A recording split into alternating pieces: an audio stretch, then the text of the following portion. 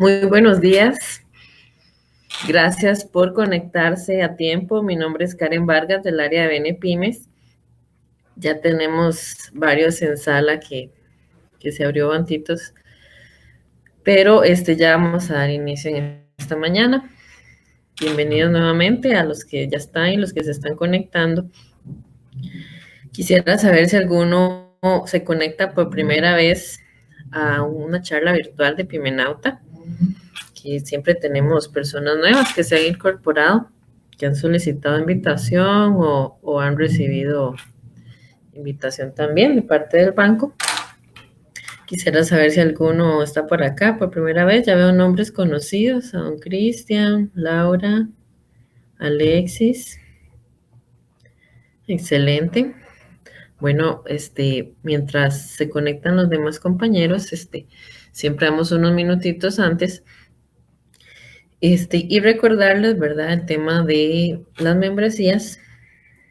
A ver, tengo a don Francisco Chacón, primera vez en un curso virtual. Bienvenido, muchas gracias.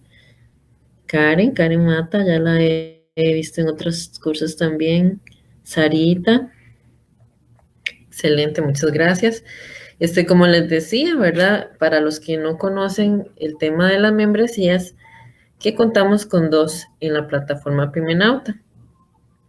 Todos somos clientes, pero está dividido en dos. Una es membresía alta, que son clientes que tienen mayor vinculación con el banco, por ejemplo, que tienen los servicios para su empresa, por ejemplo, que tal vez tienen un crédito de la empresa, PYME, o tal vez tienen una tarjeta empresarial o una tarjeta personal, o tienen cuentas, ahorros, inversiones o Bene Vital, ¿verdad?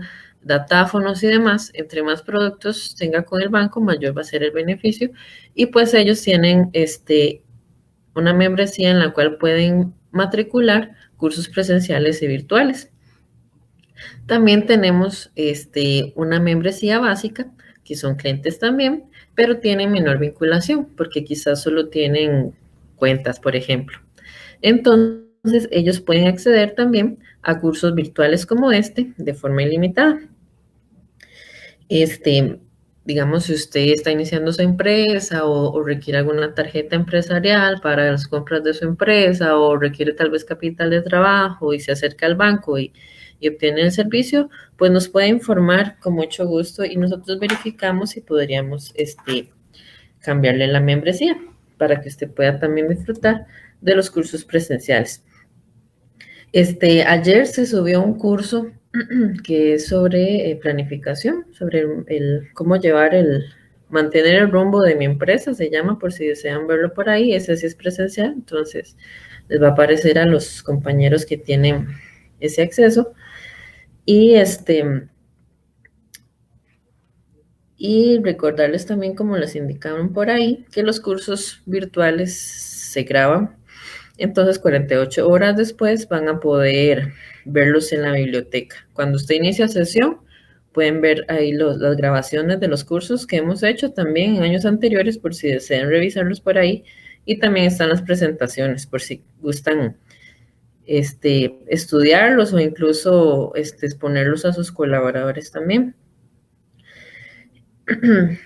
También recordarles que ambas membresías tienen el derecho de agregar hasta 2 colaboradores. Entonces, cuando usted va a la plataforma, en la pestaña Mi Cuenta, ahí usted puede actualizar su información, puede ver los cursos, puede incluso cancelar cursos si matriculó alguno y no va a poder asistir. También le agradecemos cancelar por ahí.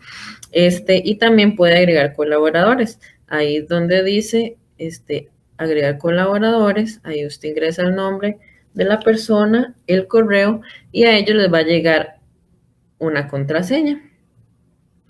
Ellos van a la plataforma, inician sesión con el correo y la contraseña recibida y van a poder matricular también los cursos que usted también ve.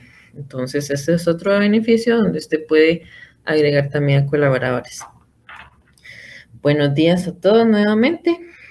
Mi nombre es Karen Vargas para los que vienen conectándose del área de Bene Pymes. Y nos gustaría, antes de pasar al instructor de hoy, si nos pueden indicar por ahí de dónde se conectan, de qué parte del país. o si están fuera del país también, ¿verdad? Para conocer desde dónde están. Rocío. Angélica, primera vez, bienvenida.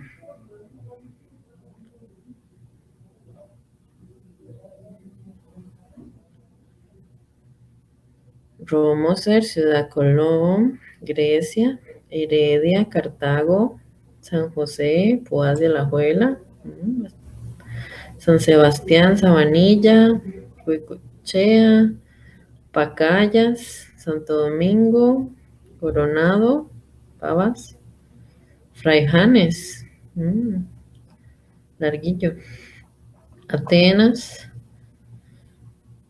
Moravia, San Carlos. Qué bueno, muchas gracias a todos. Bueno, entonces vamos a dar inicio a la charla de hoy. Les voy a presentar a un Eric Mora. Él está representando por la empresa Se Enfoca. Ya algunos también han tenido el gusto de conocerlo en otras charlas en los años anteriores de presenciales y virtuales. Entonces, buenos días y bienvenidos nuevamente. Los dejo con don Eric.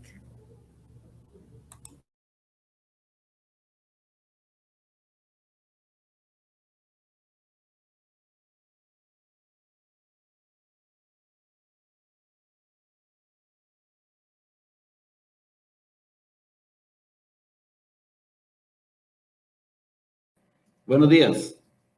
¿Me escuchan?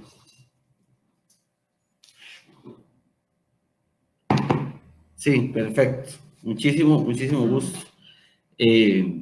Yo siempre cuando inicio una de esas charlas me gusta nada más por un pequeño y muy breve instante poner la camarita para que me reconozcan. Ya algunos creo que nos conocemos. Para otros quizás es la primera vez. Mi nombre es Eric Mora y bueno, seré el instructor de ustedes el día de hoy. Ya tengo bastante rato estar trabajando en este proyecto del Banco Nacional y la verdad es que ha sido toda una experiencia. Creo que hemos aprendido en conjunto muchísimas cosas y la idea de hoy es, pues sí, así como tenemos ya prácticamente como un formato establecido y un tema establecido y demás, siempre que ustedes tengan la posibilidad de consultar en cualquier momento. Igual vamos a crear un par de espacios ahí para preguntas, pero a mí me parece que a veces salen las preguntas de un solo momento, entonces puede realizar las consultas en el botón que les están indicando en ese momento en el chat. Entonces, bueno, ya con esto voy a apagar un momento el video para comenzar con la presentación de un tema que es fundamental en los tiempos actuales y es precisamente el cómo definir una oferta de valor que, como dice ahí, aniquila la competencia, ¿verdad? Pero más que aniquila la competencia es cómo lograr realmente que nosotros podamos permanecer en tiempos en los que es tan complicado poder diferenciarse. Hay un mercado que es cada vez más abierto, hay muchísima información que nos está llegando, muchas empresas que están llegando también, las cosas como se están haciendo los negocios y demás están cambiando, entonces creo que es un tema que es súper relevante porque si hay una cosa que uno debería tener en cuenta en tiempos como los actuales, es que lo primero que uno debe hacer, o quizá no lo primero, pero unas cosas que permanentemente debería hacer uno es mantenerse instruyéndose, informándose, ¿verdad? Revisando información nueva y demás. Yo creo que por eso este es un espacio que en mi criterio es de mucho valor y debería hacerlo así para todas las personas que tienen una empresa, tienen un emprendimiento, porque al final de cuentas nuestro interés es que ustedes puedan mejorar como empresas y que puedan tener un mayor impacto en la economía nacional. Un poco la agenda del día, o de esta par de horitas que vamos a estar con ustedes. Estamos previendo terminar a las 10:30 y esos son un poco los temas que vamos a ir viendo, ¿verdad? Un poco hablar sobre la realidad actual de las empresas y la competencia, y ahí nos vamos a sacar un poco no solamente en lo actual, sino en lo que viene. Y lo que viene no pensando tanto en una cosa como de, ¿verdad? Como el futuro, sino que ese futuro quizá ya nos alcanzó, pero ahorita vamos a hablar un poco más en detalle sobre eso. La otra cosa que vamos a hablar es sobre el valor aumentado percibido y la propuesta única de ventas, cómo nosotros realmente podemos hacer para que nuestra empresa pueda destacarse, ¿verdad? Y aprender a cómo diferenciarse en este mercado en el que cada vez, como decíamos, hay más competidores y hay nuevas reglas, ¿verdad? Además, algunas técnicas y estrategias para diferenciarse. Vamos a ver un modelito que a mí me gusta mucho, que es el mapa de empatía. Y finalmente vamos a ver cómo comunicar esa propuesta de valor y la ventaja competitiva, que eso también es clave, que no es necesariamente hablar de profundidad en términos de mercadeo, sino de la estrategia de comunicación. Entonces, como ven, son varios temas y bueno, no voy a retrasar más el poder inicial. Cuando uno habla de rivalidad de empresas, indudablemente llega otro carrillo ahí a vender, ¿verdad? Eso siempre pasa, ¿verdad? Cuando alguien está yendo muy bien en el negocio, rapidito comienzan a surgir nuevas personas. Y entonces ahí lo que es importante es tener muy, muy claro eh, que uno tiene que lograr identificar que esa ventaja temporal que usted puede tener en el mercado es eso, es una ventaja temporal. Y lo que le debería llamar la atención es cómo lograr estar planteando innovaciones constantemente. Pero siempre va a pasar que hay una nueva entrada de competidores y además competidores en un mundo actual, como lo vamos a ver más adelante, que no nos imaginábamos, ¿verdad? Finalmente, la presión de los productos sustitutos y la rivalidad de los competidores existentes, principalmente en el tema de los productos sustitutos, tenemos que tener muy en cuenta que a veces, ¿verdad? Y quizás el mejor ejemplo de esto, ¿qué pasa? Y es una pregunta muy interesante, ¿qué pasa cuando el precio de la mantequilla sube? Un resultado esperable es que las tortillas se vendan más. Entonces la gente dice, ¿por qué? ¿Qué tiene que ver la mantequilla con las tortillas? Bueno, es que la mantequilla es un producto que se utiliza con el pan. Si la mantequilla se incrementa en el precio, entonces es probable que los agentes económicos quieran comprar menos pan, entonces van a optar por un producto sustituto. Entonces esas lógicas de mercado no podemos olvidarlas, ¿ok? Y finalmente la rivalidad entre los competidores existentes. Es decir, a veces tenemos que tener claro si nosotros, o sea, cuál es nuestra posición, cuál es la posición de nuestra empresa dentro del mercado. A veces no es, o sea, no es el ideal necesariamente ser el líder de la marca. A veces uno en realidad podría tener una estrategia de bajo perfil en el que existan dos empresas que se estén, como dicen, matando ahí por precios y uno está tranquilo sin meterse en esa lucha de precios y dando un producto diferenciado. Quizás en el tema de comidas rápidas esto fue muy visible. Hace tal vez unos 20 años se dio una guerra de precios entre dos cadenas de restaurantes de comida rápida fuertísima y esa guerra de precios lo que provocó en última instancia fue la proliferación de otras cadenas de restaurantes de comida rápidas, porque entonces al final de cuentas había mucha gente que estaba en esa lucha viendo que existía una posibilidad real de que hubiera un mercado más grande del que en ese momento existía. Y bueno, ahora estamos viendo que en los últimos 10, quizás 15 años, ha dado un incremento muy fuerte en franquicias nuevas de comida rápidas y demás, y también todo un menú diferenciado de productos para la alimentación. Entonces, como eso, siempre también hay que tenerlo en cuenta. Pero yo les decía a alguna gente que hay una cuestión en la rivalidad actual que Michael Porter, cuando escribió su libro de las 5 fuerzas, no previó porque no se estaba dando en ese momento así. Ya después ha escrito otros tratados que hablan sobre el tema, pero tiene que ver con esto y es el futuro que ya está aquí, el futuro que ya es actual.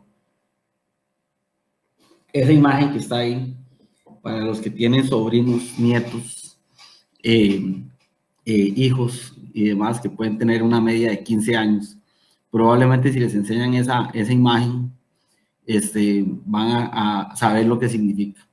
Para algunos de nosotros que somos un poquillo más viejillos, no nos es tan familiar, pero eso que está ahí es una fotografía de un concierto que se dio hace más o menos un año, en el que un DJ que se llama Marshmello hizo un concierto virtual en una plataforma que se llama Fortnite, y eso significó en términos reales dos cambios de paradigmas súper importantes. El primero es cómo una industria como el entretenimiento se puede modificar tanto, tan rápidamente.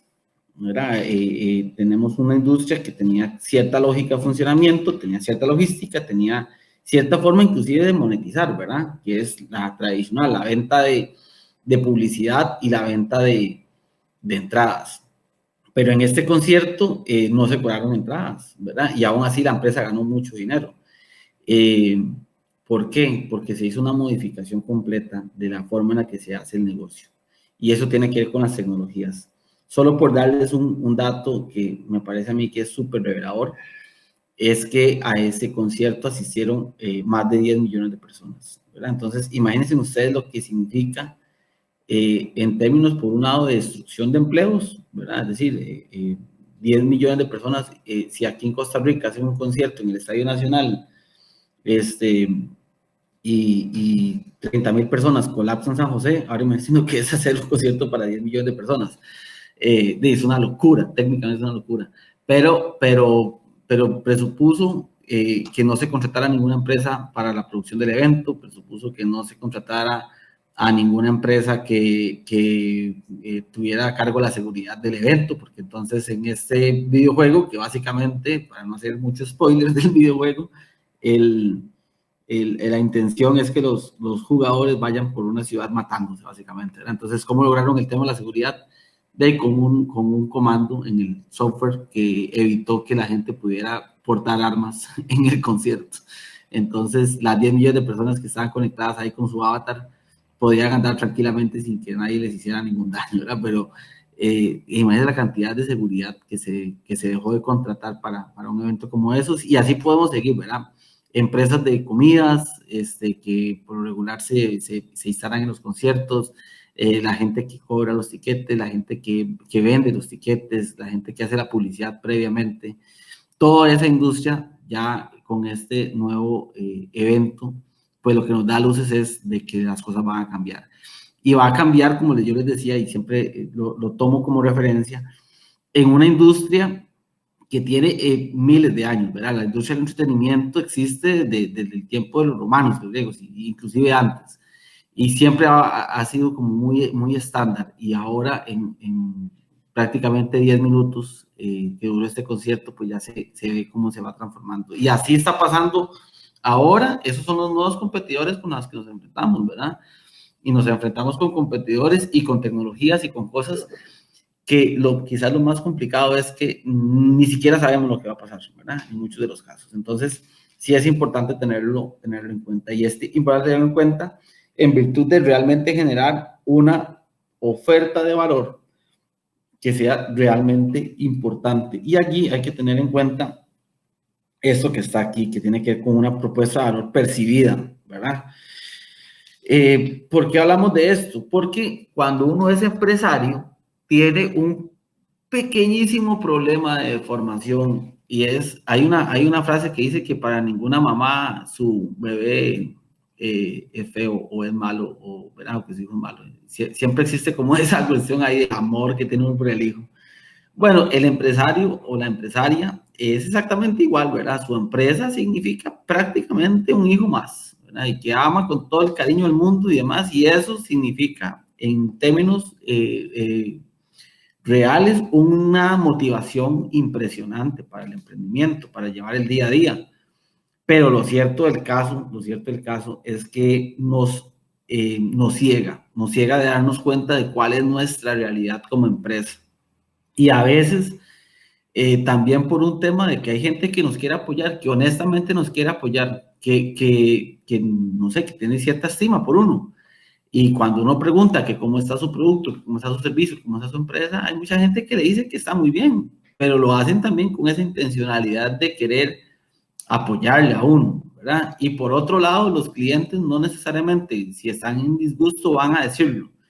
Entonces es bastante complejo porque uno la propuesta de valor muchas veces la tiene o la ve con unos ojos que no son necesariamente objetivos, ¿verdad? Allí yo siempre digo a la gente, hey, a veces vale la pena que uno pueda consultar a alguien externo para que pueda hacer esa mirada crítica, ¿verdad? Que sí, siempre es importante, pero uno la puede hacer, ¿verdad? Y uno la puede hacer teniendo una herramienta muy sencilla, ¿verdad? Que son esos dos mapitas de valor percibido, ¿verdad? Que nos puedan decir si realmente lo que yo estoy diciendo es tan bueno como creo que es, ¿verdad? Entonces uno puede llegar y decir que su hijo es muy bueno jugando fútbol, pero si voy al estadio y lo veo en una banca siempre, pareciera como que no va nadie en la cosa, ¿verdad? Y eso es una cuestión muy objetiva. Entonces, lo que hay que hacer es tratar de tener estas herramientas. Entonces, el de la izquierda lo que nos dice es que nos preguntemos, que la propuesta de valor que nosotros estamos teniendo realmente da una solución a un problema real que tiene el cliente. Es diferente a lo que el cliente actualmente está percibiendo, está recibiendo. Y finalmente, si es congruente lo que nosotros estamos diciendo con lo que se está haciendo. Y eso pasa muchísimas veces, ¿verdad? Más cuando uno tiene personal a cargo. Y yo no sé si aquí a alguien le ha sucedido eso, ¿verdad? Que cuando uno tiene personal a cargo, muchas veces el personal se entiende como empleado, ¿verdad? No existe una cultura necesariamente en las empresas de empoderamiento y de convicción por parte de los colaboradores del producto o el servicio que están ofreciendo. Y entonces, no en pocas ocasiones, uno llega a una empresa en el que su dueño piensa que todo está súper bien, pero sus colaboradores no lo están haciendo de la mejor forma. Entonces, no existe realmente una congruencia entre una cosa y la otra. Y eso siempre hay que tenerlo muy, muy presente. ¿Cómo poder evaluar eso?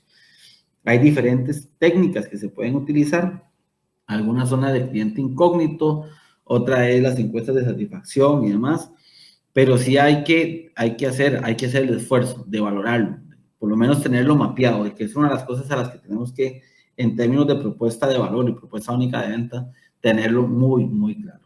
El segundo cuadrito, que también tiene que ver con otros tres elementos, es si la propuesta de valor es relevante, ¿verdad? Ahí nuevamente tenemos que preguntarnos si lo que nosotros estamos pensando es tan importante como creemos que es para nuestro cliente, ¿verdad? Y si esa solución nuevamente que es relevante también tiene que cumplir con que sea diferente, ¿verdad? No puede ser simplemente que nosotros lo expongamos y no lo sea, ¿verdad? Ahorita vamos a ver más adelante cómo hacer una propuesta que sea realmente diferente, pero hay que tenerlo claro, ¿verdad? Y esto de ser creíble, que tiene que ver nuevamente con el tema de la congruencia. Entonces, tanto la solución como la relevancia tienen que ser diferentes y tienen que ser creíbles, ¿verdad? Tiene que haber una congruencia entre esos elementos para que realmente la gente lo perciba. Y esto es muy importante en términos de lo que uno podría considerar quizás como uno de los puntos más importantes en un mercado competitivo. Hay una frase que dice que no existe una segunda oportunidad para una primera impresión. Graves en eso, ¿verdad? Eso es una máxima. O sea, usted como empresa, usted como producto, usted como un servicio, cuando su cliente lo consuma la primera vez, la experiencia que él tenga en ese momento es quizá la que va a marcar la continuidad de la relación que va a tener usted con este cliente. Entonces, en un mercado nuevamente en el que hay muchos competidores, en las que hay una entrada de nuevos competidores, en la que, como estábamos viendo antes con el tema de Formate, existen nuevas tecnologías, existen nuevos competidores que ni siquiera tenemos en cuenta cuáles son sus ventajas competitivas, pues es muy, muy importante tener este mapeo de qué tan importante es la solución, de qué tan relevante es la solución en términos de lo que para el cliente es valioso. ¿Ok? Ahora, ¿qué otra cosa tenemos que tener nosotros en cuenta? Y es, bueno, ya tenemos claro que existe un mercado que es competitivo, ya tenemos claro que existen 5 fuerzas que tenemos que estar midiendo y que tenemos que estar gestionando, sobre todo estar gestionando. Pero, y también tenemos claro estos dos mapitas que hacen en relación a la solución y a la relevancia de esa solución, pero, ¿y ahora qué? O sea, yo ya tengo eso listo, pero ¿y qué hago con estas cosas, verdad? Y yo le digo a la gente que a mí particularmente quizás lo que me parece más relevante en términos de un proceso formativo es cambiar el paradigma del docente o del formador o del capacitador a que no es una persona que necesariamente te va a dar respuestas, sino que lo que le va a enseñar es a hacer preguntas, ¿verdad? Que eso es quizás lo más relevante en términos, porque a veces en la administración y más, estoy segurísimo que muchos de ustedes eh, lo van a sentir probablemente, es que cuando uno está en una empresa, uno está en el día a día, en el corre-corre, y deja de pensar de forma estratégica. Y eso es lo que nosotros tenemos que tratar de hacer en estos casos, ¿verdad? Concentrarnos particularmente en aquellas cosas que son relevantes para nosotros, y eso parte principalmente de saber preguntar lo que es realmente importante. Entonces, ¿qué cosas deberíamos de tener en cuenta para saber diferenciarnos? Esto lo estuve hablando hace unos días en una conferencia que hay en la Universidad de Costa Rica, que estamos en un proceso de innovación, de inclusión de innovación en una escuela de una facultad de una universidad. Y entonces les decía yo en la conferencia que vale la pena, y más en una institución tan longeva como la universidad, preguntarnos por qué las cosas que hacemos de forma particular. Es decir, ¿por qué se hace lo que se hace de la forma en la que se hace? Y eso es una pregunta fundamental. Si usted quiere hacer innovación, si usted quiere trabajar en cómo diferenciarse en el mercado, eso es un punto de partida interesante. Te va a dar muchas más preguntas que responder. Hace unos días les contaba yo a la gente en la universidad que vi una película, por cierto, está en Netflix, que se llama Hambre de Poder. No sé si la has visto, ¿no? Aquí Aileen cita conmigo, entonces estoy preguntando, no la ha visto, Aileen. Tiene que verla, es una película que habla sobre la historia de McDonald's, ¿verdad? Y entonces en esa película hay una parte, bueno, en realidad la película tiene varios momentos, pero hay uno en particular que tiene que ver con esto, y es cuando uno de los hermanos, ellos abren un restaurante, y la comida antes, cuando se llega a un restaurante en los 50 en Estados Unidos, usted llegaba a un lugar de comidas y entonces había como un parqueo, y entonces la gente llegaba al parqueo y había una persona que era prácticamente una mesera que iba de la cocina hasta el carro a pedir las órdenes y entregar las órdenes. Y había un sistema de producción que hacía que las comidas duraran para prepararse en promedio 30 minutos. Y entonces, uno de los hermanos McDonald's lo que hace es un cuestionamiento completo de esto. ¿Por qué la comida tiene que servirse de esa forma? ¿Por qué la comida tiene que prepararse de esa forma? ¿Por qué tiene que entregarse de esa forma? ¿Por qué la experiencia del usuario tiene que ser esa? Y habrán personas que son muy conservadoras que podrían llegar y decir, bueno, lo hacemos así porque siempre ha sido así, y lo hacemos así porque así ha funcionado. Y bueno, no necesariamente, ¿verdad? Yo le digo a la gente que uno tiene que preguntarse esa primera cuestión de por qué lo hacemos así. Debería darnos cuenta, sí, de no perder nuestro origen, sí, de entender cuál fue nuestra motivación en el momento en el que se hizo, pero sobre todo debería llevarnos a la segunda pregunta, y es, ¿y si lo hacemos de una forma diferente? ¿Y si lo hacemos distinto a cómo se ha hecho? Que es un poco lo que pasaba en esta película, ¿verdad? Entonces él llega y hace todo un sistema de producción de la comida rápida, pero una cosa, y mira, pero impresionante, ¿verdad? En una parte de la película el tipo dice, este es como Ford, el Ford de la comida rápida, ¿verdad? El Henry Ford, el que hizo la producción de carros en masa. Esta gente, McDonald's, realmente eso fue lo que hizo, creó un sistema de comida rápida que partía prácticamente de una reingeniería, y eso es. Y la reingeniería tiene como punto de partida plantearnos qué es lo que estamos haciendo, por qué lo hacemos de esa forma, y lo segundo es qué pasa si lo hacemos distinto. Y ese qué pasa si lo hacemos distinto nos lleva a una tercera pregunta, y es cómo lo podemos hacer de tal forma que realmente logre generarnos valor de mercado.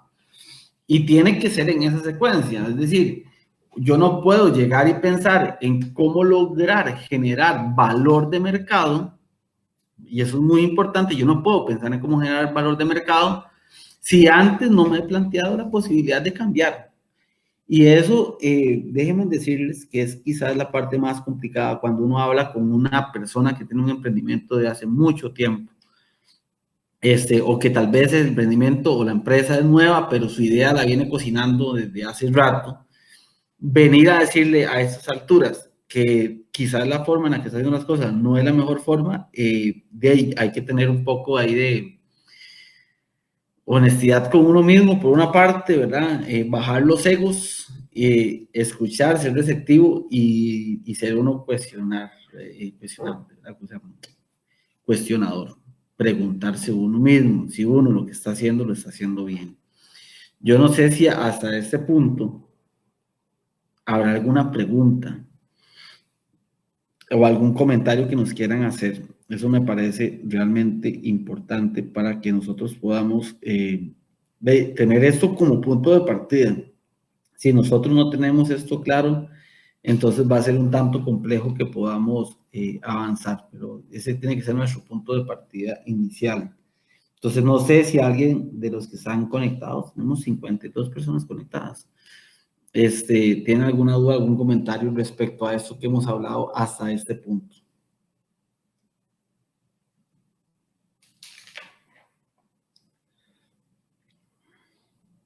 Aquí, mientras tanto, me tomo yo un cafecito para que escriban.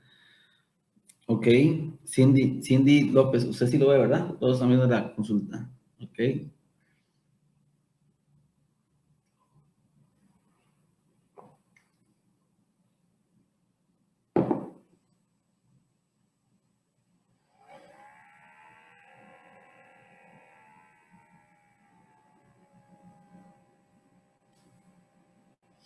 Sí, bueno, ahí mientras que Cindy nos está contando el tema particular de su negocio, eh, créanme que estos procesos por lo regular dependen muchísimo de la aptitud que tenga la gente y no tanto del conocimiento, ¿verdad? Vean que son 3 preguntitas y la ventaja que tenemos con esa plataforma del banco es que la presentación les va a quedar ahí, entonces esa es como esta diapositiva en particular es una que debemos de tener siempre presente, ¿verdad? Casi que debemos de tenerla pegada ahí en nuestra oficina, ¿verdad? Siempre preguntarnos por qué hacemos las cosas que hacemos de la forma en la que las estamos haciendo y si lo hacemos diferente, ¿qué pasaría? Sí, Cindy, eso precisamente lo que estaba hablando ahora,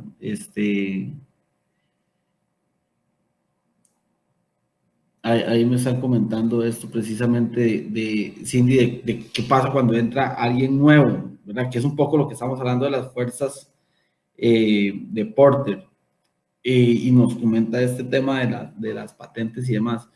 Yo lo que le digo a la gente es,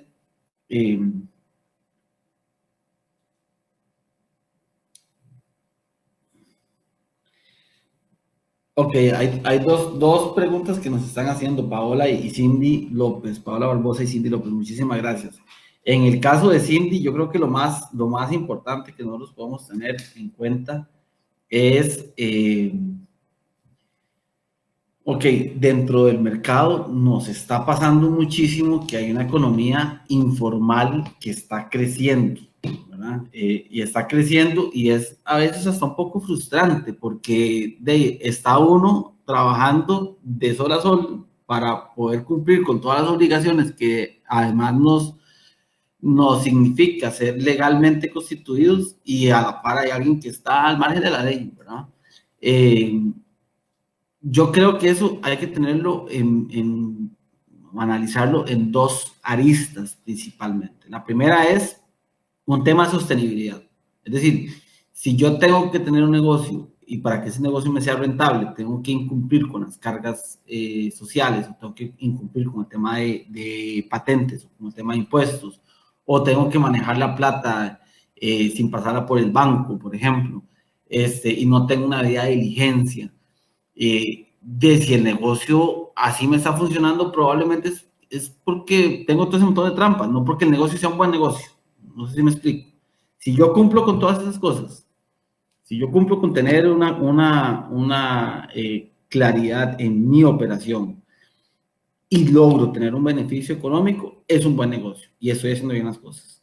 Si hay otro que logra ese mismo beneficio, pero lo hace al margen de la ley, probablemente no esté entendiendo el negocio. Y eso es importante por el segundo elemento y tiene que ver con la sostenibilidad.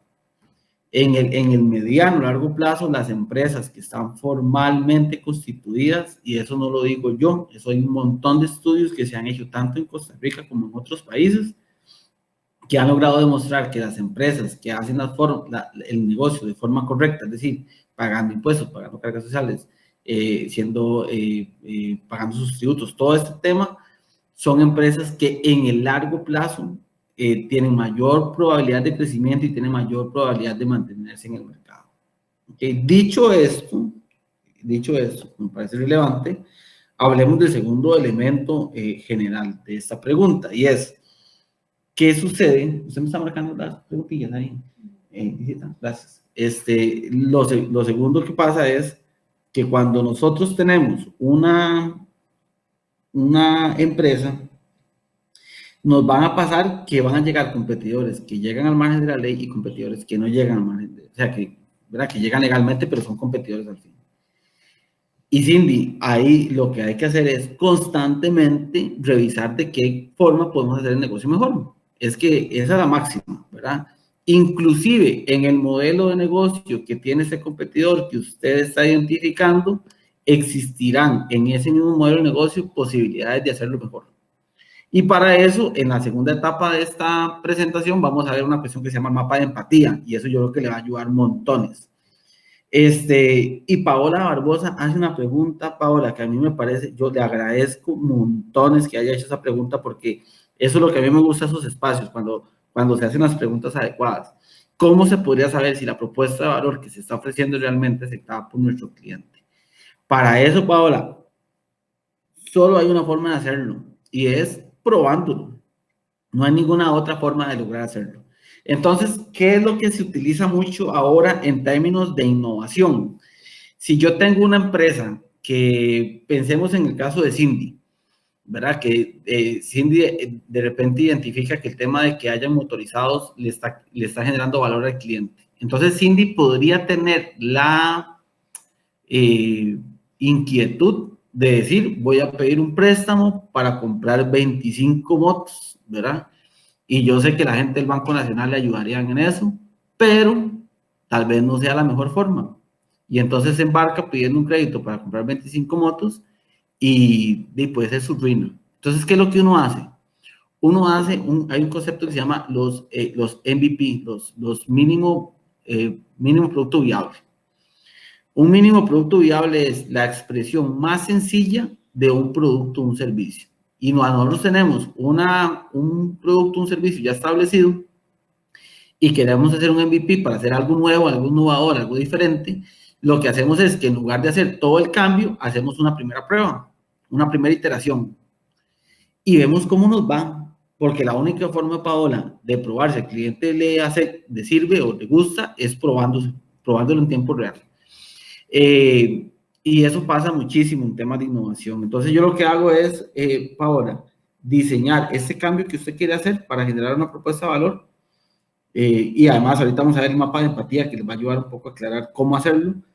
Pero antes de poder cambiar todo el modelo de negocio, hacemos una pequeña prueba, ¿verdad? Vamos a hacer el 10% ahora que estamos hablando de hamburguesas, y no sé si ya desayunaron, pero ojalá que no les dé hambre. Con las hamburguesas, entonces voy a agregarle a las hamburguesas, no sé, ¿qué se le podría agregar a las hamburguesas? La otra fui a un lugar que vendían una hamburguesa que tenía queso turrialba, vieras qué cosa más rica, pero delicioso. Entonces uno llegaba y dice, bueno, no voy a hacer todas mis hamburguesas con queso turrialba, voy a vender un porcentaje, ¿verdad? Y ver las caras de la gente y escucharlos.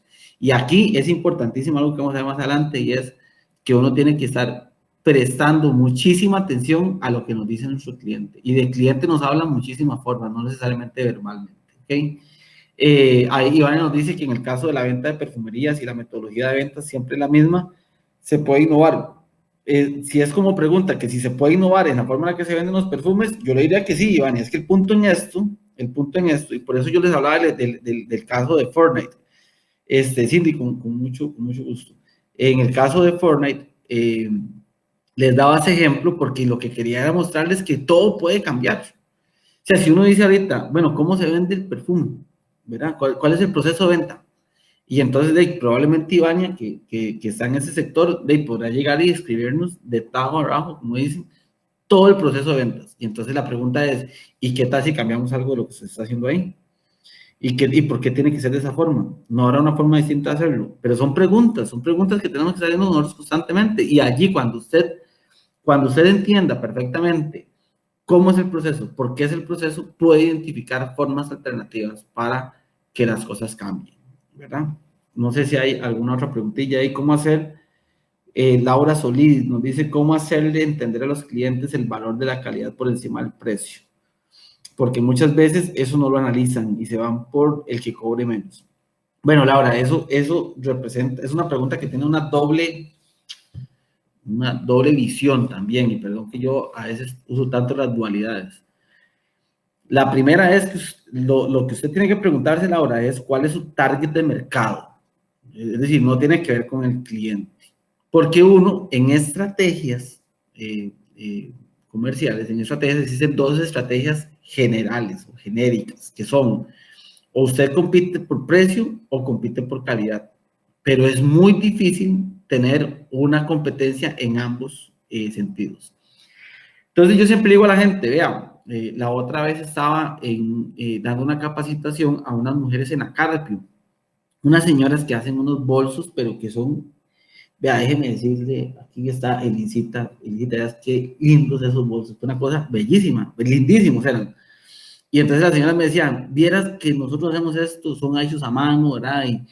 Y no se nos venden, ¿verdad? Y uno veía el producto, es un producto muy bien acabado, es un producto, ¿verdad? Muy bien hecho, el diseño, los materiales, la forma, ¿verdad? De que fuera artesanal, que fuera único, todas esas cosas hacían que el producto tuviera un valor de mercado muy alto, eran como 40,000 colones. Entonces la señora me preguntaba a mí, mira, es que no podemos vender. Y entonces yo les preguntaba, ¿y a dónde están vendiendo? Y no, vendemos aquí en el barrio, ¿verdad? Y yo les decía, señora, pero ¿quién en la Carpio va a poder comprar un bolso de 40,000 pesos? No, su producto es muy bueno. Lo que pasa es que usted se lo está vendiendo a un mercado que no tiene la capacidad de compra. Y eso es todo. Entonces, la verdad, no, la primera pregunta que hay que hacerse es si su producto usted lo está dirigiendo a el segmento de mercado que puede pagarlo, ¿verdad? Para que sea otra idea.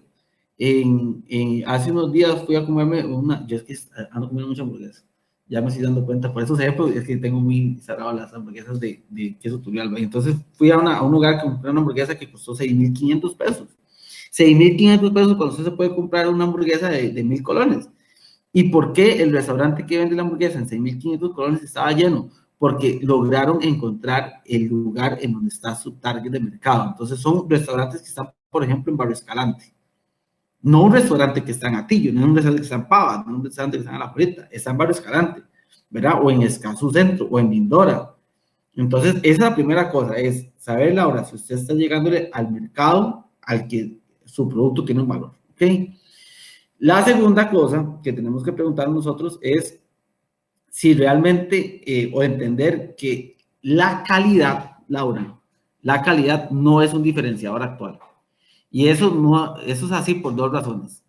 La primera razón es que la calidad es un valor no tangible, ¿verdad? No tangible. Entonces yo no puedo mostrarle a alguien la calidad previamente.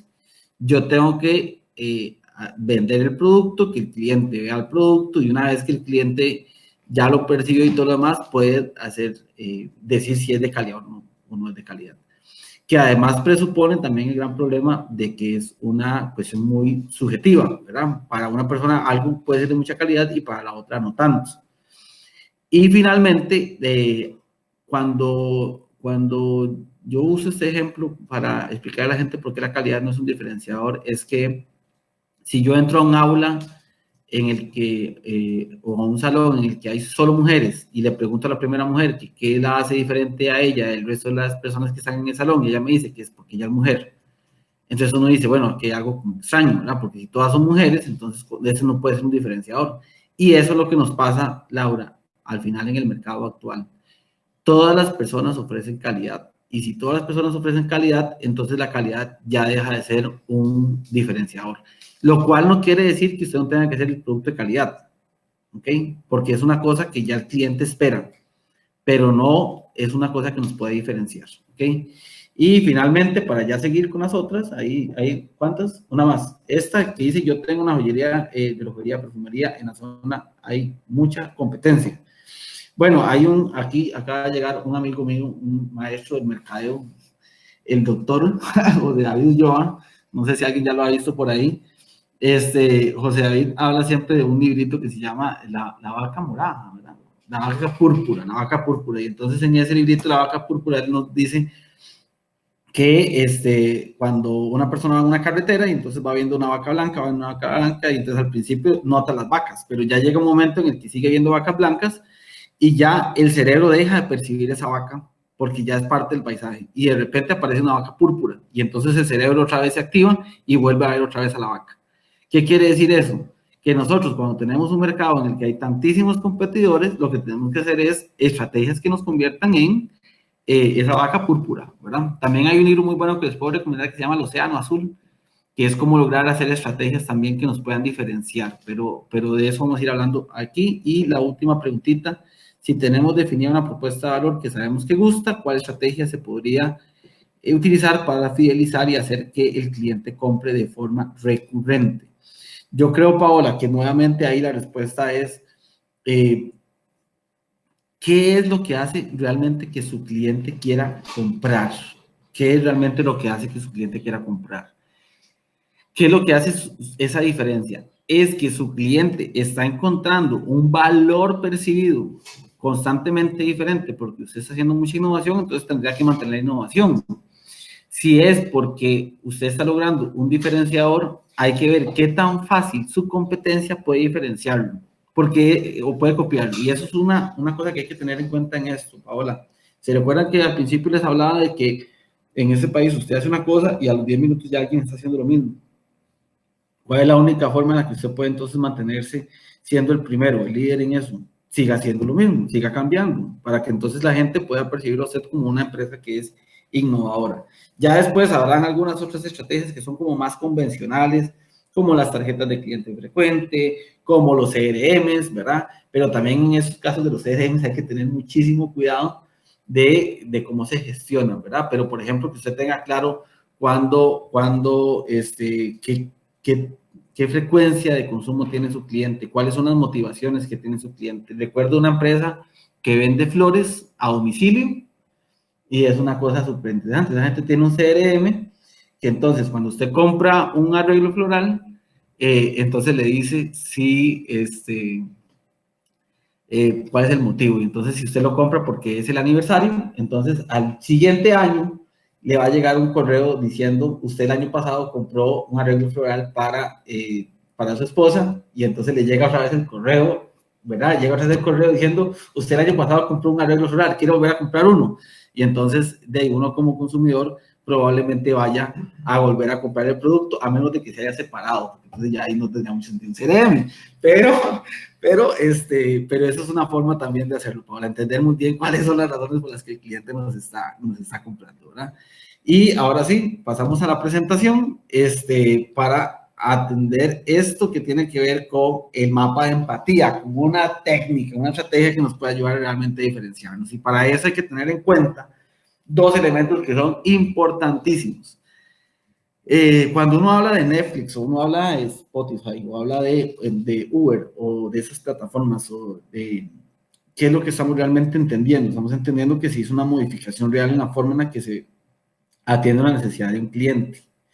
Y para ello, este mapa de empatía que les va a quedar ahí con esas preguntitas es muy valioso, ¿ok? Lo primero que tenemos que tener en cuenta es qué es la tarea que tiene que hacer nuestro cliente, ¿verdad? Y es aquello que intenta resolver. Cuando creo que, bueno, al final Paola no nos dijo de qué era su negocio, creo.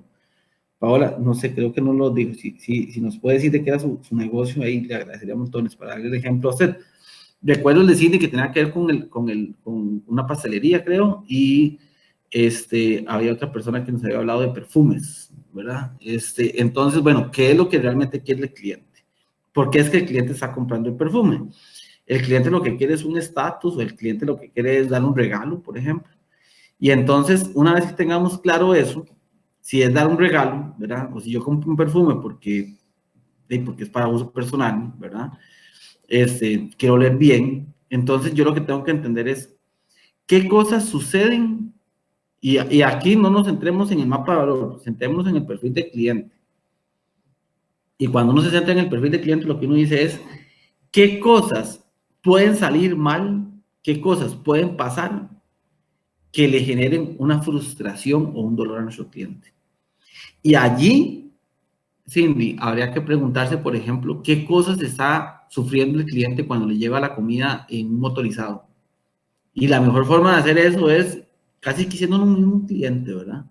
Yo, por ejemplo, pienso en una comida rápida y una de las cosas que más me disgusta de la comida rápida que llega por Express es que a veces se lo entregan a uno en una bolsa todo aplastado y con una embarrazón por todos lados. Bueno, si ese es un dolor real que yo tengo, entonces de repente una diferencia que yo podría generar dentro de ese mismo servicio es buscar algún tipo de embalaje distinto, ¿verdad? Alguna forma de guardar la comida de tal forma que no se mezcle, que no se dañe el producto. Y una cosa tan sencilla como esa podría ser una diferencia sustantiva para el cliente. ¿Qué otras cosas podrían salir mal en una cuestión como esa? De que la comida cuando me llegue muy tarde o que me llegue fría. ¿Verdad? Entonces son esas pequeñas cosas que podrían ir saliendo mal, que si yo logro entender esa profundidad, entonces voy a poder generar una oferta de valor distinta a la gente. Pero no es una oferta de valor percibida por mí, no es lo que yo creo que a mí me gusta, no es lo que yo creo que mi empresa hace bien, sino es lo que el cliente necesita. ¿Cómo yo puedo atender esa necesidad que tiene el cliente? Y aquí el mayor reto que uno tiene, porque esta herramienta a la hora de aplicarla es bastante sencilla, el mayor problema que uno tiene es que uno nuevamente está pensando en función de que el negocio que uno tiene es lo mejor del mundo. Y esta herramienta requiere un análisis crítico, autoanálisis, autocriticarse uno mismo. Y esa parte es complicada porque nuevamente uno piensa que uno está haciendo las cosas de la mejor forma. Puede ser que uno lo está haciendo bien, pero quizás no de la mejor forma. O quizás lo hace de la mejor forma que ha entendido en ese momento, pero podrían haber otras nuevas formas en las que lo puede hacer. Entonces, otra vez, plantearnos nosotros qué es los productos de limpieza enfocados a clientes institucionales e industriales. Eso muy, muy bien. Muchísimas gracias. Creo que es Paola la que respondió, ¿verdad?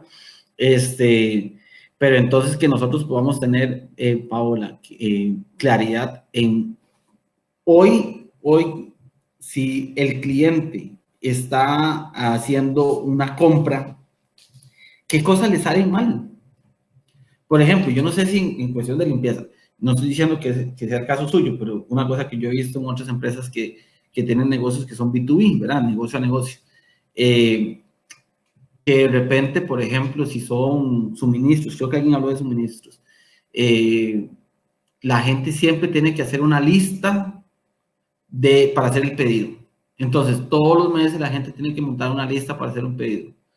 De repente, eso es una frustración muy grande, porque entonces yo tengo que sacar un día, o tengo que sacar un rato, o tengo que poner a alguien durante un rato a hacer un inventario, a revisar qué me hace falta, qué nuevas cosas necesito y demás. Y tal vez yo podría darle respuesta a esa necesidad que tiene el cliente de una forma que nadie más lo está haciendo. Yo podría hacer, no sé, un seguimiento yo mismo sobre los productos que está teniendo y entonces mandarle al cliente cada cierto tiempo que yo estime que se va a agotar el producto porque ya tengo información histórica de ellos, podría llegar y decir, hey, yo percibo que usted está consumiendo tanta cantidad de producto X o Y para un eventual caso. Entonces, yo pueda llegar y en virtud de esa compra recurrente poder estimar cuál va a ser la posible compra. Yo podría estimar que si hay alguien que me está comprando un producto que es un detergente y viene comprando detergente y viene comprando detergente, probablemente en algún momento le podría ofrecer un producto complementario o podría darle una regalía que podría ser una alegría o los logros o las alegrías inesperadas, ¿verdad? Dentro del mapa de empatía. ¿Qué cosas el cliente mío no está esperando? Ahora, si usted me estaba contando, creo que tenía que ver con compras institucionales. Si son compras institucionales que pasan por SICOP, por ejemplo, que pasan por compras a través de las plataformas que tiene el Estado para comprar a los proveedores, ahí ya son otros 100 pesos, porque hay que identificar ahí qué es lo que para el Estado es más importante. Y usted sabe que muchas veces eso tiene que ver con un tema de precio. Entonces, ahí su estrategia tiene que ser totalmente diferente. No es lo mismo entrar en un mercado en el que se está cumpliendo por calidad que en uno que se está cumpliendo por precio. Y eso significaría, en términos de que si es por precio, que su trabajo por hacer es lograr hacer una estructura que cada vez sea mucho más eficiente para que entonces pueda lograr economías de escala, mejoramiento de procesos y con ello disminuir los costos y que pueda competir por precio, que es distinto que si va a competir por calidad. ¿Qué más? ¿Ahí hay otra pregunta? No, me estaba haciendo algo, ¿no? Ok. Entonces sí es importante eso. Nuevamente, el mayor reto que tienen,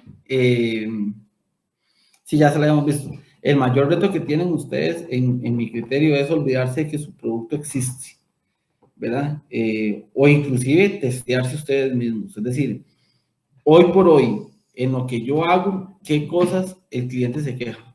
¿Qué cosas son las que regularmente me están diciendo que no les gusta? Y eso se hace, hay una frase que dice que uno tiene, esa es una frase anecdótica, ¿no? Que uno tiene dos orejas o dos oídos y una boca, porque uno tiene que escuchar el doble de lo que habla, ¿verdad?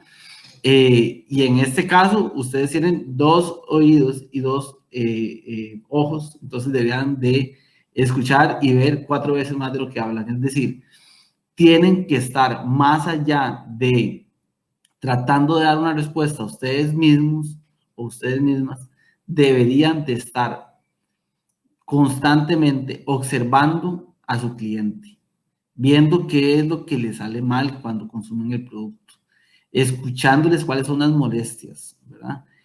Hace un tiempo en algunos sectores, por ejemplo, en las plataformas de servicios de los bancos y demás, antes había filas, ahora ya pusieron unas sillitas, una cosa tan sencilla como eso, ¿verdad? O los tiquetitos esos de espera. ¿Por qué lo hacen? Porque había una frustración, la gente se pasaba quejando de que los tiempos de espera eran muy altos. Entonces yo, en función de esa queja que tiene mi cliente, yo hago una innovación, ¿verdad? Y que son innovaciones, y eso es importante, no tienen que ser el concierto de Fortnite, ¿verdad? Pueden ser cambios pequeños, pero sustantivos, ¿verdad? Uno sí esperaría que las empresas pudieran llegar a hacer avances tan significativos como los que hizo Netflix, pero no necesariamente tiene que ser así.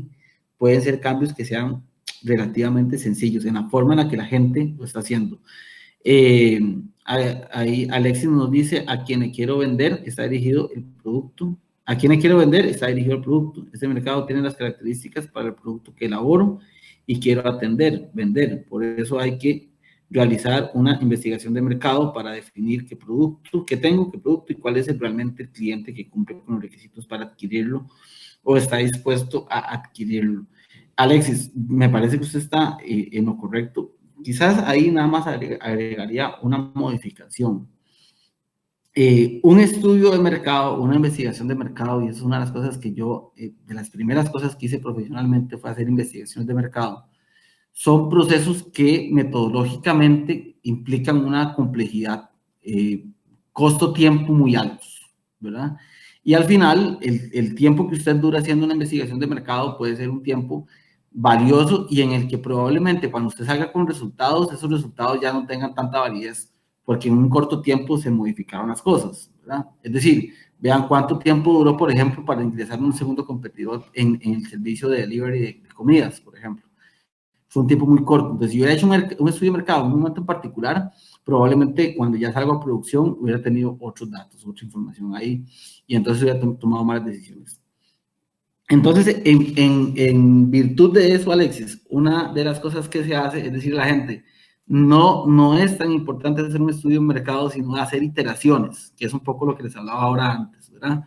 Yo identifico cuál es la modificación que quiero hacer, encuentro que hay un pequeño punto en el que puedo hacer una modificación, eso me podría dar luces a que tengo que hacer innovación en ese punto en particular y lo hago y lo ejecuto de una manera sencilla, simple, que sea como una primera demostración. Y si el producto agrada, si el producto funciona, si la usabilidad es la que nosotros esperábamos, si realmente responde a los dolores que tiene el cliente, entonces escalo esa modificación. ¿Verdad? En los restaurantes de comida rápida o en las empresas que tienen múltiples franquicias, en muchas ocasiones lo que se hacen es que se introducen modificaciones en una tienda en particular y ya si usted en esa tienda logró demostrar que funciona, entonces lo expande al resto de la franquicia. No lo hace de una forma general y no lo hace basado en un estudio de mercado, sino lo que hace es a través de iteraciones en un proceso de innovación, que es un proceso de innovación que tiene que tener una característica, Alexis, que metodológicamente con una investigación, un estudio de mercado no se tiene, y es que la lógica de las iteraciones en innovación parten del supuesto de que uno se puede equivocar, ¿verdad? De que uno puede hacer pruebas sabiendo que hay un riesgo muy alto de que no funcione. Pero es tan pequeño la iteración que se hace o la prueba que se hace que el costo es muy bajo y el costo de oportunidad y el costo de implementación es sumamente bajo. Entonces es mucho más sencillo implementarlo y ejecutarlo que hacer una investigación de mercado. Pero fuera de eso, sí. Ahora, lo que yo tengo que tener claro, que sí también decía Alexis, y que me parece relevante en función de la presentación, es que sí tengo que tener muy claro cuál es mi segmento de cliente. Y ahí yo siempre digo a la gente, vea, cuando usted tiene un segmento de cliente que es sumamente grande, usted no va a poder hacer un mapa de empatía adecuado. Y siempre uso el ejemplo de los bolsos. No sé si José ve que está aquí, lo ha visto, que a veces uno llega de una señora que hace bolsitos y entonces uno le dice, ¿cuál es su segmento de clientes? Y dice, no, mi segmento de clientes son las chiquitas que tienen de 5 años hasta infinito, ¿verdad? Y entonces yo uso siempre el ejemplo de los bolsos porque me parece que es muy visible que las diferencias en los dolores que tiene una clienta son distintos a los otros. Y siempre lo uso como ejemplo porque no es lo mismo el bolso que utiliza, y las mujeres que están aquí probablemente no me van a dejar mentir, no es lo mismo el bolso que utiliza una muchacha que tiene 14 años y que va al colegio, que la muchacha que tiene 25 años y que se va a ir a calle 21, ahí a la Cali, de fiesta un viernes de la noche. El bolso es totalmente distinto. Es totalmente distinto al bolso de una mujer recién parida, ¿verdad? Que parece un Barney bolso, eso, es una cosa gigantesca, que tiene un montón de chunches, ¿verdad? O no es lo mismo que el de una profesional que tiene una reunión ejecutiva y que tiene que hablar con la computadora. Son bolsos totalmente distintos. Entonces, cuando yo hago un perfilamiento de clientes y hago un mapa de empatía, las respuestas en términos de lo que cada quien necesita son distintas. Aquí están los compañeros riéndose, pero eso es así de visible y así de claro como se los estoy planteando. Entonces, hay que tener muy en cuenta que cuando yo hago este mapa de empatía, no le puedo tirar a todo el mundo, porque no son las mismas necesidades las que tiene, por ejemplo, una persona, un hombre que quiera comprar comida rápida, que una mujer que es la jefa de hogar, que tiene que atender a sus hijos y demás, y tiene que mandar a comprar un delivery. Aunque en esencia la tarea es la misma, las frustraciones que tiene una persona que la otra son también muy distintas. Entonces hay que tenerlo en cuenta cuando uno hace un mapa de empatía. Ahí nos pregunta Cristian Amador que en el mercado de los servicios, hacer intangibles es diferente al mercado de los productos físicos que son tangibles, y en muchas ocasiones tu cliente es de 1 o 2 compras al año. En un mercado tan saturado como el de los eventos especiales hay que estar innovando todos los días sabiendo que te van a copiar casi de inmediato. El asunto está en el tiempo efectivo de reacción del posible cliente y cómo engancharlo más rápidamente. Me parece un comentario súper atinado, Cristian. Muchísimas gracias por el agua. Me parece súper atinado, Cristian, el comentario en virtud de dos cosas principales. Primero, cómo lograr enganchar rápidamente al cliente, y eso es teniendo un mapa de empatía muy bien hecho. Yo siempre doy el ejemplo de Netflix, ¿verdad? Netflix no hizo publicidad. Yo no recuerdo haber visto publicidad de Netflix desde que inició la plataforma. ¿Por qué fueron tan buenos? Alguien diría que es porque es tecnología, y no, no necesariamente. La tecnología en la que está basada Netflix era una tecnología que existía desde hace mucho tiempo. Lo diferente es que Netflix logró responder a una necesidad del cliente.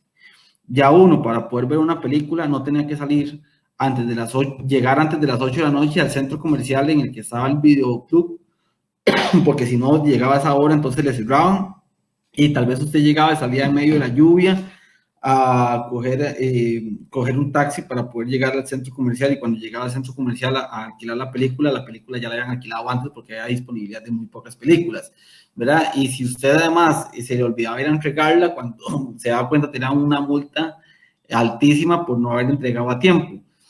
Todas esas cosas fueron las que hicieron que Netflix fuera muy buena. No es porque fuera tecnológico, es porque logró responder realmente a los dolores que tenían los consumidores. Y eso es lo que hace la diferencia entre una cosa y la otra. Y en todos los mercados van a encontrar uno lo mismo. Eh, y esto de la copia, por eso les decía, ese fue el primer tema que vimos cuando vimos las 5 fuerzas de Porter. Nos van a copiar constantemente nos van a copiar. Entonces nuestro trabajo es constantemente estar haciendo mapas de empatía y encontrando cómo más se puede mejorar y cómo más se puede mejorar. Pasamos a la presentación. Cómo podemos mejorar constantemente el producto o el servicio que estamos dando. Que sea un servicio, eso sí, nada más para dejarles claro, técnicamente con el mapa de empatía es indiferente si es un producto o si es un servicio. El mapa de empatía va a funcionar igual, ¿verdad? O sea, si usted tiene un servicio que es la elaboración de eventos, quizás es un servicio muy particular porque también es un negocio B2B, pero igual podemos identificar cuáles son las cosas que le están doliendo hoy a nuestro cliente. Puede ser que al cliente le estén doliendo cosas que ni siquiera hemos percibido, ¿verdad? Puede ser, uno a veces se va por el tema del precio o por el tema del tiempo. Pero, por ejemplo, yo recuerdo hace un tiempo conocí una empresa que hacía un servicio de arquitectura. Ellos lo que hacían no era la construcción de la casa, sino lo que hacían era como toda la administración de la construcción. Es un servicio, ¿verdad? Y como servicio es intangible. Y también se da una o dos veces. Es más, y cuando un cliente te compra probablemente una vez en toda su vida, no 2 veces al año, como en el caso de que nos estaban contando ahora. Y esta gente se encontró una cosa muy particular. Ellos lo que se dieron cuenta es que en el proceso de construcción existe un problema muy recurrente, que es la comunicación que existe entre la persona que está construyendo la casa o el dueño de la casa, de la futura casa, y los contratistas. Entonces la comunicación es muy mala, ¿verdad? Entonces hay que llamar por teléfono al dueño, o el dueño quiere llamar por teléfono al contratista para preguntarle qué pasó con las varillas o tal cosa, y tal vez el contratista quiere comunicarse con la persona para preguntarle qué color del piso quiere, y de qué acabado quiere la pintura, o que si quiere pintura afuera en lugar de estuco, cualquier cosa de estas.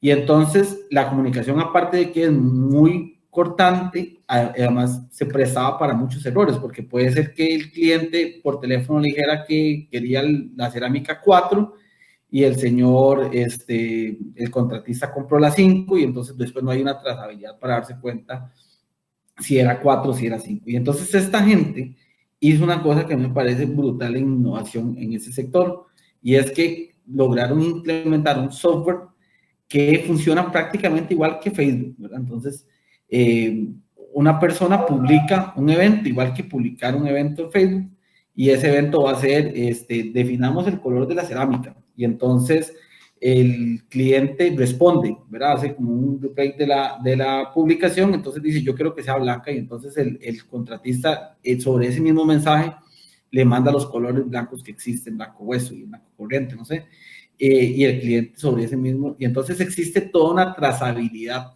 de todo el proceso constructivo, y hay información en tiempo real, lo cual es bastante valioso. Entonces el contratista no es que se pierde, la persona siempre va a tener contacto de ella y demás. Y ojo que no fue un cambio en el proceso constructivo, fue un cambio en la comunicación que se daba durante el proceso constructivo. Y ese era uno de los mayores dolores que tenían y que todavía tienen las personas que están en construcciones, ¿verdad? Entonces vean como una cosa tan sencilla como esta, uno puede identificar que se pueden hacer innovaciones interesantes basadas principalmente en cuáles son los dolores que tiene el cliente. Igual ahí les va a quedar en la presentación este mapita para que lo puedan observar. Y finalmente, cómo comunicar su propuesta de valor y ventaja competitiva. Y bueno, solo el tema de cómo comunicar una propuesta de valor da como para una charla de otra hora y media, pero por tiempo tuvimos que hacer lo mismo que les voy a pedir a ustedes, y es enfocarse. ¿Ok?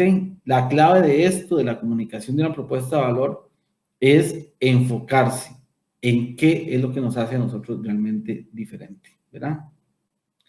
Hay que tener muy claro quién es ese perfil de cliente al que se le está hablando. Ese es el primer elemento que tenemos que tener en cuenta para comunicar una propuesta de valor, porque eso nos va a decir no solamente cuáles son los canales óptimos para comunicarlo, sino también nos va a decir en qué horario, qué es lo que quiere ver, cuáles son los mensajes clave que va a tener y demás.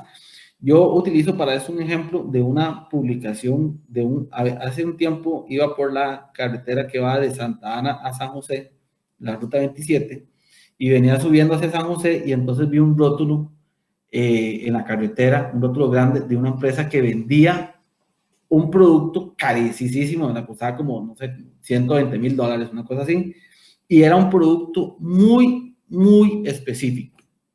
Es decir, no es un producto que cualquier persona va a comprar, sino que van a comprar, en ese país comprarían a lo mucho 10 personas. Y entonces yo decía, ¿cuál es la intención de esa publicidad? Si en la ruta 27 el 95% de la gente, o quizás más, de la gente que pasa por esa ruta, no son el cliente que va a querer comprar ese producto. Entonces ahí es donde uno se da cuenta que no existe una congruencia entre el canal que estamos utilizando para comunicarlo y el perfil de cliente que atendemos. Entonces lo primero que hay que tener es tener claro cuál es este perfil de cliente para entender cómo comunicarnos con él, a través de qué medios y cuáles son los mensajes claves que van a ser más importantes. Por eso, nuevamente, respondiendo al mapa de empatía. Lo segundo, centre su comunicación en la propuesta de valor, es decir, en lo que, y ahí lo puse en grande, ¿verdad?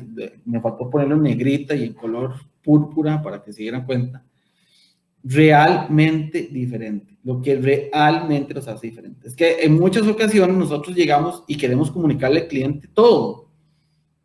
Y cuando usted llega y da un mensaje que tenga muchísima información, la información realmente importante se diluye entre todo lo demás. Entonces aquí se aplica una máxima de que a veces menos es más, ¿verdad? Comunicar menos información, pero que sea realmente la que al cliente le va a hacer clic, eso es fundamental. ¿Cómo lo logramos? Escuchándolo, ¿verdad? Y aquí es mucho de comunicación asertiva, que yo pueda entender cuáles son esas keywords, esas palabras clave, esos elementos clave que para el cliente van a ser importantísimas, ¿verdad? Que es lo que si alguien escucha, va a volver a ver, ¿verdad? Si escucha una conversación, entonces vuelve a ver inmediatamente. ¿Qué es lo que haría que una persona vuelva a ver? ¿Qué es lo que a ese perfil de cliente le interesa, ¿verdad? ¿Qué es lo que más le motiva para poder ponernos atención? En comunicación, la primera máxima es lograr la atención de nuestros clientes. Y eso lo hacemos si tenemos claro realmente qué es lo que nos hace diferentes. Porque si le decimos que nosotros somos una empresa que vende productos de limpieza, que son productos biodegradables, que son productos de calidad, todas estas cosas que acaba de decir, probablemente Paula sabe, son cosas que todo el mundo dice. Todo el mundo dice que los que venden productos de limpieza van a decir que son productos de limpieza, que probablemente sean biodegradables y que probablemente, no sé, que sean de calidad, ¿verdad? Entonces, si hago una comunicación como esa, no estaría comunicando realmente mi propuesta de valor. Yo tengo que comunicarle y enfocar mi mensaje de comunicación en ese elemento que nadie más tiene, ese elemento que me hace único y que logramos construir a partir de nuestra propuesta de valor. Netflix no dice que tiene las mejores películas, Netflix no dice que tiene las mejores series. Netflix lo que se centró fue en decir, usted puede ver en películas 24/7, usted puede tener disponibilidad de muchas películas, no va a tener multas, ya, solo tiene que pagar un fee mensual, que además es muy, muy cercano al precio de una suscripción de un video, y se centró en eso, se centró en las cosas que realmente le hacían diferente, ¿verdad? Entonces, se establezca un plan de comunicación en etapas, y eso principalmente en el caso, creo que era de Cristian, que nos decía que tenía un negocio en el que vendía pocas veces a la gente, entonces hay que tener un mensaje inicial, cuál es nuestro mensaje, cuál va a ser nuestro mensaje de arranque, qué es lo que vamos a decirle primeramente al cliente. Después, cuando ya estamos teniendo la relación de trato con el cliente, qué mensajes de seguimiento le vamos a dar y cómo vamos a cerrar la venta. Y eso tiene que ver nuevamente en que esos 3 momentos tienen que estar directamente relacionados con ese diferenciador, esa cosa que realmente nos hace especiales, ¿verdad? Y que realmente lo sea. No se vale decir que yo, por ejemplo, diga que voy a poner una empresa que dispense gasolina, una gasolinera, y que mi diferenciador es que van a haber personas atendiendo para entregar la gasolina. Yo no puedo decir eso. Tengo que ser congruente, que es lo que decíamos al inicio cuando hacemos una propuesta de valor. Tengo que ser congruente en que realmente mi diferencia sea algo que sea sustantivo para el cliente, que tenga valor para el cliente, ¿verdad? Y eso es quizás lo más relevante cuando uno tenga que comunicarlo, enfocarse en lo que para el cliente perciba como mayor valor, ¿verdad? Y con eso, bueno, vamos a dar un espacio, unos 10 minutitos para preguntas. Creo que habían quedado algunas por ahí para que nos dé chance de terminar de conversar con ustedes. Yo había visto un parcito ahí más, ¿no? Entonces aquí les esperamos por si tienen alguna pregunta de cierre, que podamos atenderles con mucho gusto.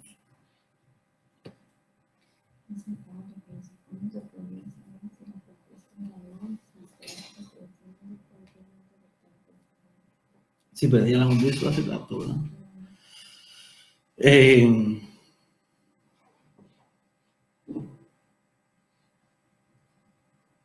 Si nos están preguntando, retomar un poco el tema del mapa de empatía, que una persona tuvo problemas. Voy a devolverme, pero por favor, si alguien más tiene una pregunta, entonces escríbala mientras retomo rápidamente el mapa de empatía. El mapa de empatía, que es eso que está ahí, o se llama lienzo de propuesta de valor, cualquiera de esas dos formas lo pueden encontrar, que por cierto es importante, tanto el mapa de empatía como muchas de las herramientas que hemos estado hablando aquí se encuentran en tutoriales y demás que pueden ustedes consultar con más detalle, ¿verdad? De esta información que les estamos brindando. Pero el mapa de empatía se centra básicamente en 2 cosas. Primero, el perfil del cliente y lo segundo es el mapa de valor. Y explicamos básicamente lo que es el perfil del cliente, ¿verdad? Donde encontramos cuáles son realmente las tareas o acciones o actividades que tiene que hacer mi cliente. Y posterior a eso también tuvimos un tiempo para poder revisar cuáles eran los dolores que tenía el cliente y las alegrías esperadas, ¿verdad? Y dimos algunos ejemplos. Entonces, sí es importante como Helmut, tener como en cuenta, y aquí quizás el ejercicio que les puede recomendar para que para ustedes sea fácil completar esto es, olvídense que su empresa existe, olvídense que el cliente está llegando actualmente a su empresa, o olvídense de que ustedes son dueños de esa empresa, ¿verdad? Y vivan la experiencia de un usuario. Cuando el usuario llega a su tienda, creo que alguien me hablaba de una venta de perfumes. Cuando el cliente llega a comprar un perfume, ¿cómo es actualmente ese proceso? Y ustedes van a encontrar que existe una similitud probablemente de un 90% en cómo lo hacen las empresas que venden perfumes. Casi todas hacen exactamente lo mismo, exactamente lo mismo. Y entonces ahí la pregunta es, bueno, y cuando un cliente pasa por este proceso, ¿cuáles son los problemas que se presentan? ¿Cuáles son las distorsiones que se dan? ¿Qué es lo que el cliente finalmente le podría generar algún tipo de frustración o dolor? Aquellas cosas que le enojan, aquellas cosas que le podrían salir mal, aquellas cosas que impiden que lo haga. Por ejemplo, yo ahorita pensando así en voz alta con el tema de los perfumes, de una cosa que es muy normal en la venta de perfumes es cuando uno llega a un lugar de estos, le ponen a uno como una tarjetita y le ponen a oler, ¿verdad? que eso es una cosa que me parece interesante, pero tiene un gran problema. Eso significa que yo tengo que ir al lugar, ¿verdad? Y no puedo tener esa misma posibilidad eh, de otra forma, una experiencia distinta. Yo no estoy diciendo que exista una particular, lo que estoy diciendo es que sería interesante que alguien hiciera una forma en la que pudiera vender el producto haciendo esa misma experiencia, pero que no tenga que ir yo personalmente al lugar, ¿verdad? ¿Qué otras cosas se nos ocurren? Y allí es donde uno comienza a hacer experimentación, ¿verdad? La innovación se basa en la experimentación. Entonces, si yo quiero hacer una innovación, entonces voy a decir, bueno, ¿qué tal si lo hago de esta forma? Y comienzo a iterar, a hacer pruebas, que es un poco lo que hablamos con Paola ahora, ¿verdad? Pruebo con el cliente, pruebo primero conmigo mismo, pero ¿cuál es la experiencia? Tomo tiempos. Le reitero esta película de Hambre de Poder, que ahí en una parte también el señor cuando comienza a hacer la modificación en la planta de producción comienza a medir los tiempos y entonces él comienza a hacer y vean, no construyó el restaurante sin haber hecho iteraciones, hacer pruebas en un primer espacio. Y entonces lo que él hizo fue pintar sobre una cancha de tenis cómo debería ser el restaurante. Y entonces comenzaba a borrar y a cambiar y qué pasaría si esto se pasa para este lado y qué pasaría. Y tomaba los tiempos y veía los problemas que se daban y las complicaciones que se iban dando en el proceso de producción. Y así constantemente fue mejorando el proceso. Porque también es importante, este mapa de empatía, y eso que lo tengan clarísimo, no es una cosa que se construye hoy y ya. Eso es algo que yo tengo que estar constantemente tengo que estar haciéndolo, ¿verdad? Entonces, hoy hice una innovación, comienza a funcionar, ¿verdad? Hice las iteraciones, comienzo a implementarlo, me va súper bien. ¿Y me quedo con eso? No, porque lo que va a pasar es que rápidamente alguien me va a copiar. Entonces usted debería, en el momento en el que logre implementar una innovación y le comience bien en esa innovación, no quedarse de brazos cruzados, sino comenzar a pensar en cómo esa misma cosa que está haciendo usted en ese momento podría mejorarse. Y eso presupone preguntarse qué está haciendo mal, cómo le está oriendo eso al cliente, cuáles son los problemas que podría enfrentar, qué otras cosas podría mejorarle, y a partir de allí crear esto como una cultura de innovación permanente. Siempre estar preguntando a nosotros qué cosas le están doliendo al cliente y cómo podemos mejorarlas, ¿verdad? Entonces eso es en un resumen de creo que como 3 minutos, que es un poco más para empatía. Yo creo que ya se lo hemos visto. Eh, una pastelería artesanal y trabajo desde casa. Lo más difícil para mí es mantener una continuidad en mis ventas y captar clientes. Y Giovanna, Joana, yo creo que lo primero que hay que tener en cuenta es quién es su cliente, ¿verdad? No sé si lo tiene claro, no sé si tiene claro quién es el cliente que podría gustarle ese producto. Es una pastelería artesanal, entonces no es cualquier persona. Una vez que tengamos definido eso, hay que definir dónde está, cómo se comporta, qué le gusta, qué no le gusta, cuáles son sus hábitos de consumo, qué es lo que hace en la mañana. Yo quisiera, Joana, que usted tuviera claridad en que si yo le pregunto a usted quién es su cliente, usted me puede decir que hoy es jueves a las 10:30 de la mañana y qué probablemente está haciendo esa persona. Ahí lo que uno hace para hacer esos diseños también, que les puede ayudar muchísimo, es crear una cuestión que se llama un arquetipo de usuario. Los arquetipos son personas que podrían representar a un usuario promedio. Entonces, si yo creo que mi arquetipo es una persona que trabaja en una oficina del gobierno, que trabaja como oficinista, probablemente sé que ya a esta hora no le puedo ir a vender mi pastelería. Ya llegué tarde. Porque probablemente si es una persona que trabaja en una institución del gobierno, probablemente desayune entre las 8 y las 9:30 de la mañana, no a las 10:30. Y solo tener claro eso nos puede decir mucho de cómo nosotros podemos venderle una propuesta de valor. Y entonces sí, usted, lo primero es engancharlo, vender un producto que a ese cliente le sirva.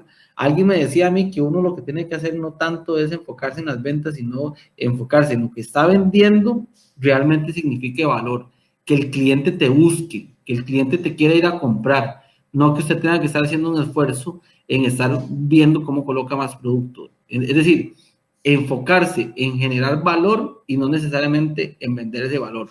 La venta, si usted se enfoca claramente en lo que hablamos en la última diapositiva, probablemente le vaya a servir mucho, porque entonces usted se enfoca solamente en un mensaje y se enfoca en ese perfil de cliente.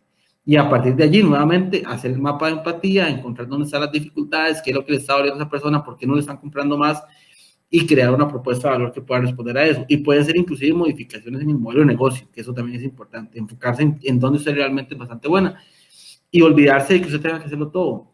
A veces una muy buena estrategia puede ser también enfocarse solamente en una parte del producto y no en todo el producto, ¿verdad? Cuando Netflix salió, Netflix no hacía películas, era simplemente una plataforma en la que se podían ver películas. Y hasta que logró concretar eso y consolidarlo, fue que comenzó a hacer producción propia. Pero entonces usted también debería pensar en si su producto o servicio se está vendiendo, usted lo está haciendo absolutamente todo, o si también debería buscar formas de aliarse con alguien que se encargue de alguna parte del proceso de la cadena de valor que tiene su producto.